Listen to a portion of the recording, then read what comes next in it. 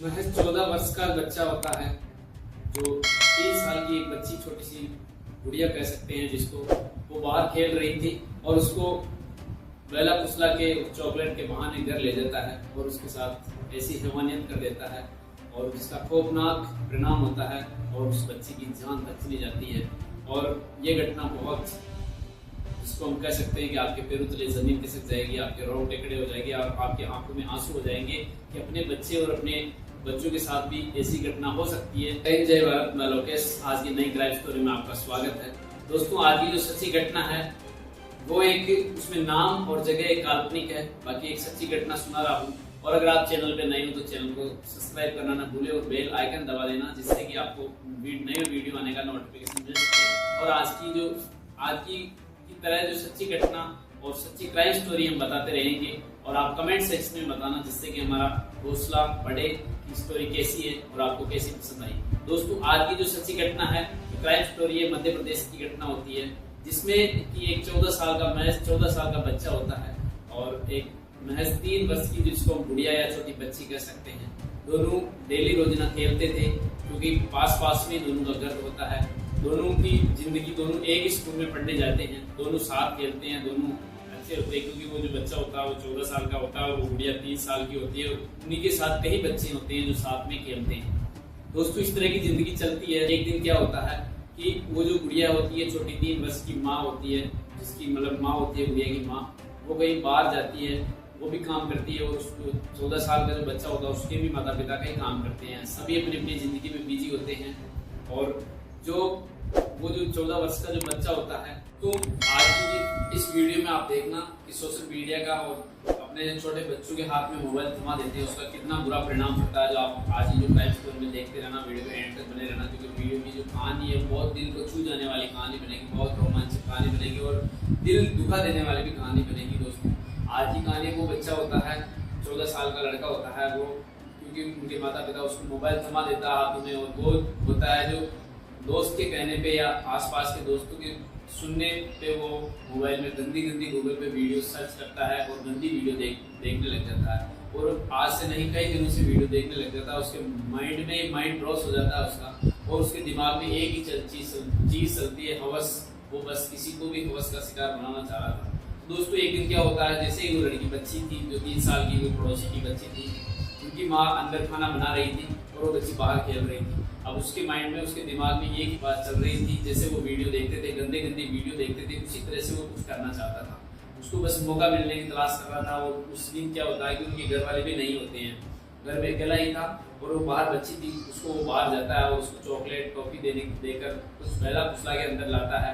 और अंदर लाने के बाद अब वो जैसे ही होता है, जब उसकी माँ, जो छोटी 3 साल की बच्ची होती है, उसकी माँ देखती है कि हमारी बच्ची यही बाहर खेल रही है, कहाँ गई। तो जैसे जैसे बच्ची को संभालती है, ढूंढती है, कहाँ गई बच्ची, कहाँ गई, आसपास में पूछती है, पड़ोसी से पूछती है, कहाँ गई मेरी बच्ची।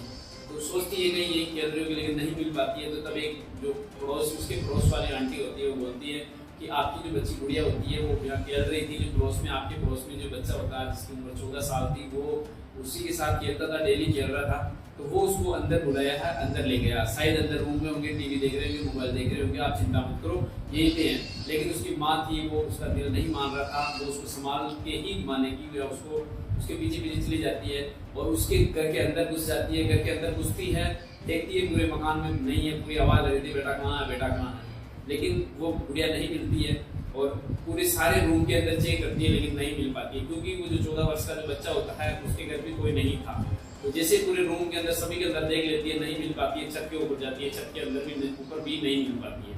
तो दोस्तों, उसकी माँ की धड़कनें और तेज हो जाती है कि अपनी बच्ची कहाँ गई, उनके घर भी नहीं है। वो आंटी तो बोल रही है इनके घर है, लेकिन जैसे वो बाहर निकलने वाली थी, जो बाथरूम था, बाथरूम का जो एक गेट था वो बंद था। तो उसकी माँ का दिल नहीं रह गया कि अपनी बच्ची इस बाथरूम के अंदर तो नहीं है, कहीं वो 14 वर्ष का जो बच्चा बता रहा हूँ कहानी के अंदर, वो उसके साथ कुछ गलत तो नहीं कर रहा। उसको थोड़ा सा शक हो जाता है और वो गेट को बार बार उसको टोकती है कि खोलो, अंदर कौन हो, अंदर कौन हो। क्योंकि अगर कोई और भी होगा तो उसको पूछेगी कि आपके बच्चा कहाँ गया और मेरी गुड़िया उन्हीं के साथ है। तो लेकिन वो आवाज लगा पाती है, तो जब तक नहीं खोलता है। और जब वो, कहने का मतलब, उसका जो चाचा आता है, वो आवाज लगाती है आंटी पास वाली, तो वो आवाज सुन के ऊपर चाचा आ जाता है। वो गेट को जोरदार आवाज लगाता है, खोलता, तो तब जाके वो बच्चा खोलता है। जैसे ही गेट खोलता है तो अंदर देखता है तो वो जो गुड़िया थी 3 वर्ष की जो बच्ची, महज एक गुड़िया छोटी सी बच्ची थी, वो बिल्कुल खून से, जो उनका प्राइवेट पार्ट था वो भी खून में सना था, उसकी भी हालत नाजुक थी। ऐसा लग रहा था कि उसके साथ गलत काम कर दिया उस बच्चे ने और उसके साथ अवैध संबंध कह सकते हैं, उसके साथ रेप कह सकते हैं, वो कर दिया उसके साथ। और जो वो गंदी वीडियो देखता था और उसके जो सांस नली था उसको काट लिया उन्होंने, वहाँ पे भी वो ब्लडिंग चालू चल रही थी और सांस नहीं लेने के कारण उसकी मौत हो जाती है। और जैसे ही वो बच्ची को इस हालत में देखती है तो वो उनके बच्चे का चाचा होता है, दोनों लेके हॉस्पिटल बच्ची को लेके जाते हैं। जैसे ही बच्ची को हॉस्पिटल लेके जाते हैं, लेकिन डॉक्टर उनकी जांच करने के बाद वो बता देते हैं कि ये मर चुकी है, बच्ची की सांसें नहीं चल रही हैं। तो दोस्तों उस बच्ची की जान चली जाती है और जैसे जैसे जांच जाती है पुलिस के सामने मामला पहुंच जाता है। पुलिस उस मामले को, बच्चे को हिरासत में ले लिया जाता है और बच्चे के खिलाफ पॉक्सो एक्ट के तहत मामला दर्ज कर लिया जाता है और बच्चे को बाल गृह के अंदर, जिसके क्योंकि वो बालिग नहीं था, उसके तहत उसको बाल गृह के अंदर बाल सुधार गृह में डाल दिया जाता है और उसको सजा सुनाई दी जाती है। लेकिन दोस्तों इस कहानी को अपना एक छोटा सा सारांश ये होता है कि अपने बच्चों को अगर आप मोबाइल देते हो या आज के जो मोबाइल के अंदर जो चीज़ चल रही है उसका बुरा परिणाम भी हो सकता है और अच्छा भी हो सकता है, तो उस अपने बच्चों के ऊपर निगरानी रखो कि बच्चा क्या देख रहा है, क्या गतिविधि कर रहा है, क्या एक्टिविटी कर रहा है और कैसे उसका व्यवहार है। हम उसके ऊपर निगरानी रखना बहुत जरूरी है क्योंकि आज का जो जमाना होता है डिजिटल जमाना, बहुत जिसको हम खौफनाक परिणाम भुगतना पड़ सकता है क्योंकि ये तो एक जिसको हम हवस का शिकार कह सकते हैं, लेकिन वो क्राइम भी कर सकता है। किसी का मर्डर करने में कई कहानियां ऐसी होती है जो बहुत, जिसको खौफनाक परिणाम कह सकते हैं, बहुत बुरा कर सकते हैं। तो अपने बच्चों पर निगरानी रखें। दोस्तों हमारा उद्देश्य किसी की आत्मा को ठेस पहुंचाना नहीं है, किसी को दुखी करना नहीं है, किसी को प्रोटेक्ट करना नहीं है। हमारा उद्देश्य सिर्फ सावधान, अलर्ट और सतर्क करने का। दोस्तों हमारा इस क्राइम स्टोरी में यही उद्देश्य है कि हमारे जो समाज में बढ़ रहे क्राइम को हम रोक सकें और बढ़ते हुए क्राइम को रोकथाम लगा सके। दोस्तों अगर आपको क्राइम आज की जो स्टोरी अच्छी लगी हो तो कमेंट सेक्शन में जरूर बताना। अगले नेक्स्ट क्राइम स्टोरी में आपको नाम के साथ संबोधित किया जाएगा, जिससे हमारा भी हौसला बढ़ेगा और आप और हमारा बॉन्डिंग बहुत अच्छा होगा। दोस्तों आप सावधान और अलर्ट रहें। जब तक जय हिंद जय